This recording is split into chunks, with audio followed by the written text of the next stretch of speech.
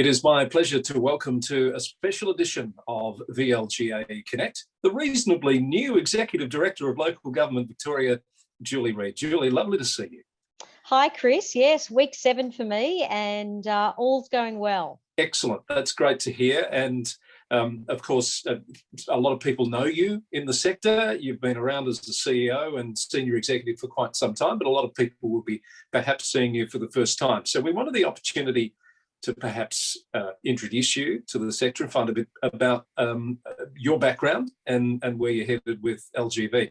I know it's only 7 weeks in, but what's your first sort of impression of the role and the task ahead for you? Yeah, look, it's a big role, Chris. It's a great role, though. What I've noticed is it's a great opportunity for me to be able to have a look at the sector from a sort of a helicopter view, you could say.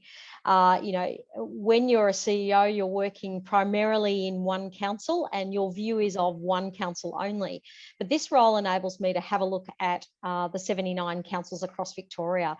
So a great opportunity for me to be able to learn about all of those councils and some of the pressures that they're facing, some of the opportunities that they're latching onto. And look, it's just a fabulous way to be able to connect with the sector. I'm really excited about it. Most of the, correct me if I'm wrong, executive directors in the past at LGV have had at least a senior level background in local government, many CEOs. How important do you think that is to understand the role and how you can best assist the sector, do you think? Look, it's been really helpful for me, Chris, because I've stepped in and all of the funding and all of the projects are all familiar.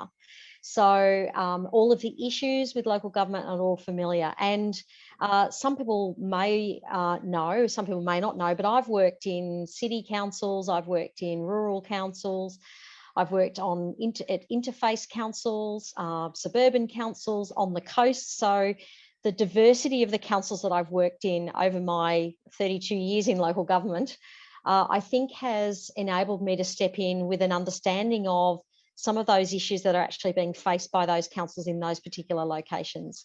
So when I speak to some of the rural councils, when they talk to me about some of the issues that they're facing, I can really understand and appreciate what they're going through, because I remember being there at one stage in a rural council and how finances are so tight, for example. That's a great opportunity for me to bring to the role, to have that background and understanding of all of the issues. That background that you talk of in local government, that has not all been entirely in Victoria, has it? You've been elsewhere. That's right. I worked in New South Wales. That was in country New South Wales for a while, and on the interface as well outside of Sydney.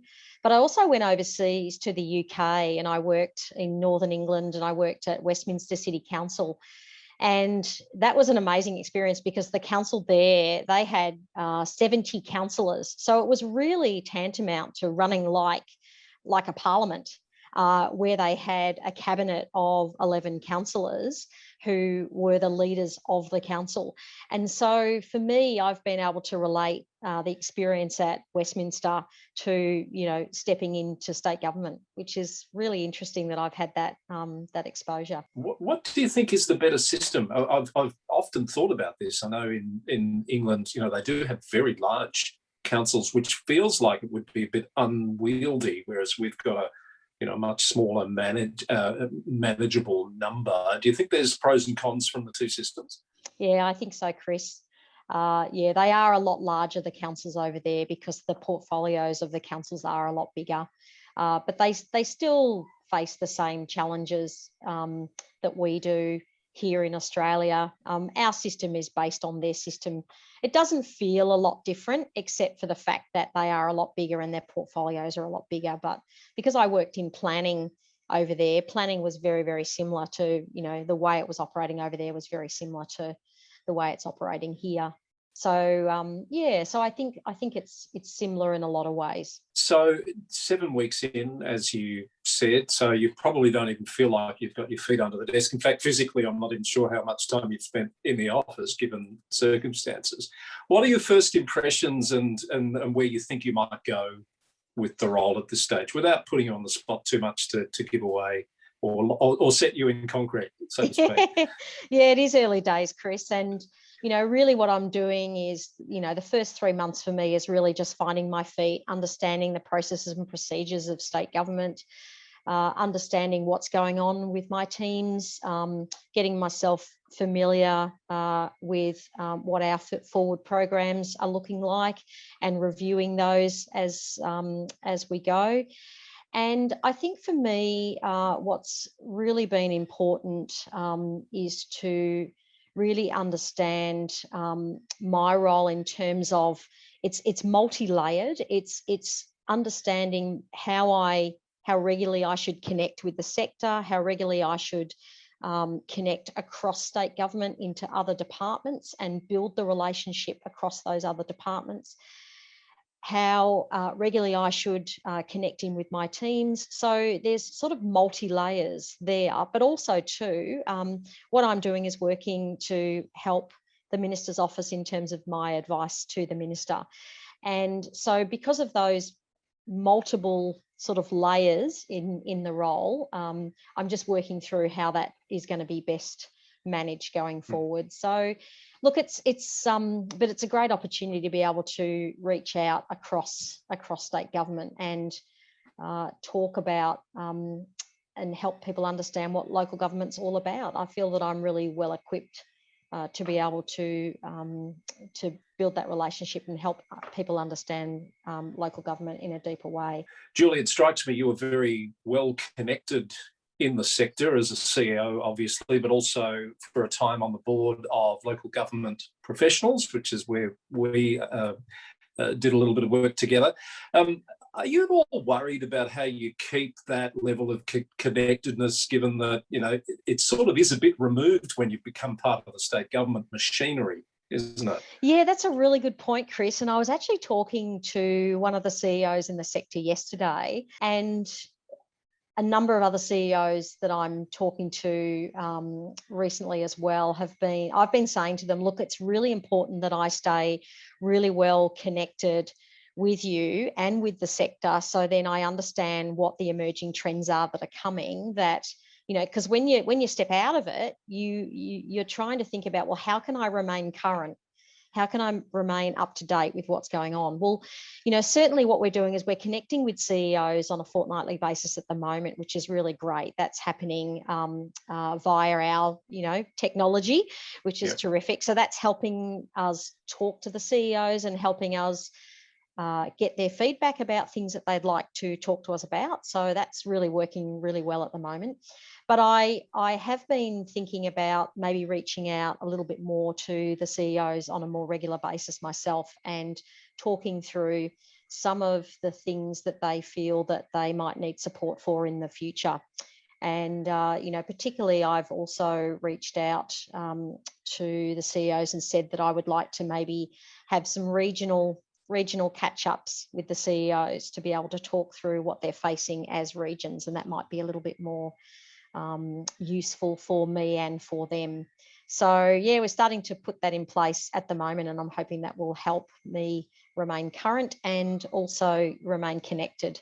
But look, my time at LG Pro was very valued, and I hope to continue to attend events that all of the peak bodies do put on, because there's some great events that you put on, great events that LG Pro put on, and others as well. So I'll continue to make sure that I have a presence at those events, so I can have that ready connection to the sector.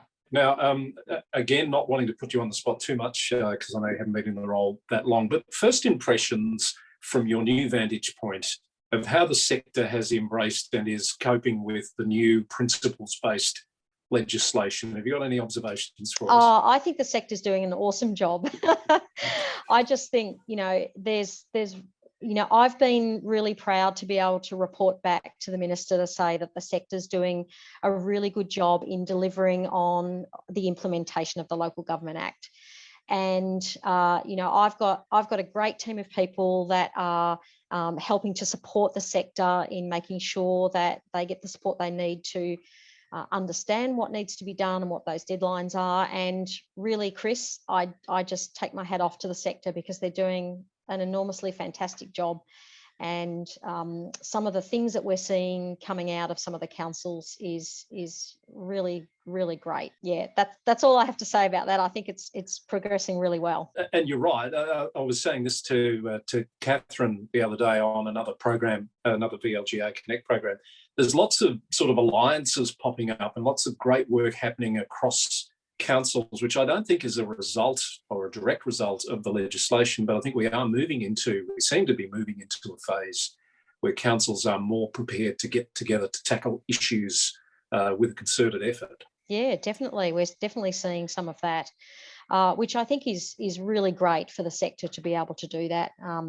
I think we need to share our learnings. The sector needs to share the learnings, learn from each other, team up.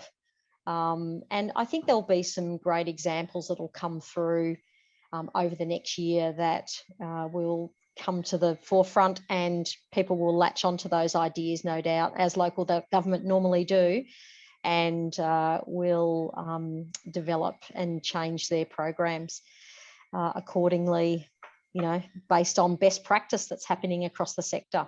And we'll see that through some of the awards that come out maybe over the next 12 months. Who knows? I think you're right. I think that's likely. The resilience of the sector is so much stronger, having come through COVID and bushfires and floods. And I'm not putting the legislation in the same bucket as those issues, but it is a pretty major piece of work that has impacted on the way the sector operates. So I reckon the Victorian sector is a bit of an example, probably to others, about how to wade through all those issues at the one time.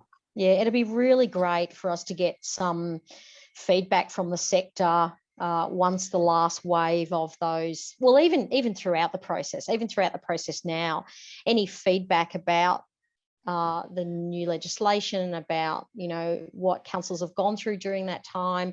And then at the end as well, just getting feedback about where have you landed at the end of all of this, and are there some real key learnings for us in all of this as to what we would do differently next time if there was some next time that was going to happen at some stage in the future. I know what you mean. Julie, that's great. Look, it's been really good just to get a sense of where you're at, to let you introduce yourself to people around the sector.